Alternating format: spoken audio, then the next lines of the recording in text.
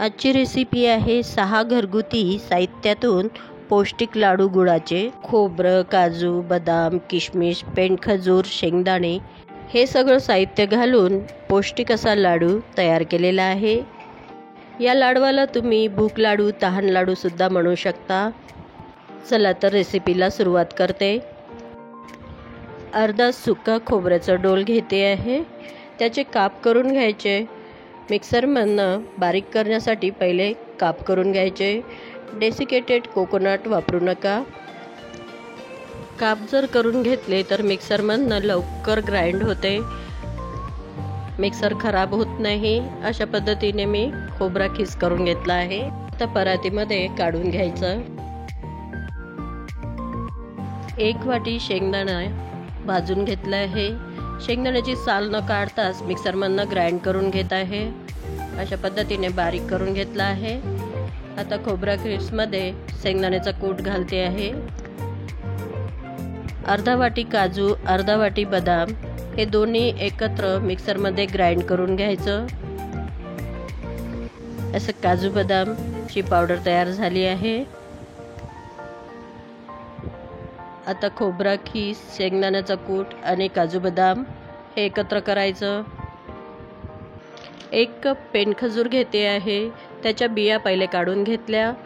आता मिक्सरला ग्राइंड करायचं। बंद चालू करून करायचं, नाही तर मिक्सर खराब होईल। अशा पद्धतीने बारीक झाला आहे। 2 बॅचेसमध्ये केला आहे। आता परातीमध्ये जे आपण सगळं एकत्र केलं होतं त्यामध्ये पेंडखजूर घालायचं, छान मिक्स करून घ्यायचं। घरात जर वयोवृद्ध लहान मुलं असतील तर त्यांच्यासाठी तर पौष्टिकच आहे, रोज 1 लाडू खाल्लाच पाहिजे। 1 वाटी किशमिश घालते आहे। हे लाडू पौष्टिक आहे। खोबऱ्यामध्ये विटॅमिन सी, पेंडखजूरमध्ये B6 आणि काजू बदाममध्ये B1, B2 आणि E आणि शेंगदाण्यामध्ये विटॅमिन A आहे। किशमिशमध्ये विटॅमिन A आहे। छान मिक्स करून घ्यायचं, कारण पेंडखजूर हा थोडा चिकट असतो। व्यवस्थित मिक्स करायचं आणि यामध्ये आता 5 चमचे गूळ घालते आहे। 4 ते 5 चमचे। तसं तर गुळाची काहीही आवश्यकता नाही। घरी जर शुगरवाले असतील तर त्यांना बिना गुळाचाही दिला तरी हा लाडू गोडच लागतो, पण माझ्या मुलांना गोड आवडतो जास्त, म्हणून मी थोडा गूळ ॲड करते आहे। असं गूळ पण छान मिक्स करून घ्यायचा।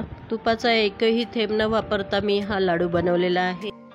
आता छान एकत्र मिक्स होण्यासाठी परत एकदा मिक्सरमध्ये ग्राइंड करून घेते आहे, त्यामुळे लवकर लाडू वळवता येईल, छान मिक्स होईल।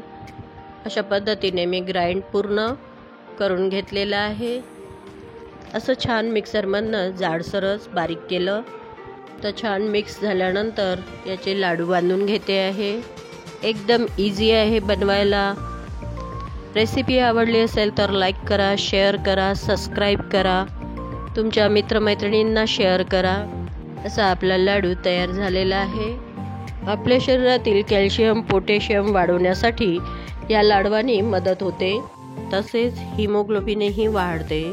हे लाडू 1 महिना खराब होत नाही। एअरटाईट कंटेनरमध्ये तुम्ही भरून ठेवू शकता। असे आपले पौष्टिक लाडू तयार झाले आहे। करून पहा आणि कमेंट सेक्शनमध्ये सांगा कसे बनले आहे।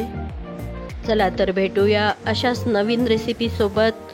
तोपर्यंत खात रहा, स्वस्थ रहा, आनंदी रहा। वेळात वेळ काढून रेसिपी बघण्याबद्दल धन्यवाद।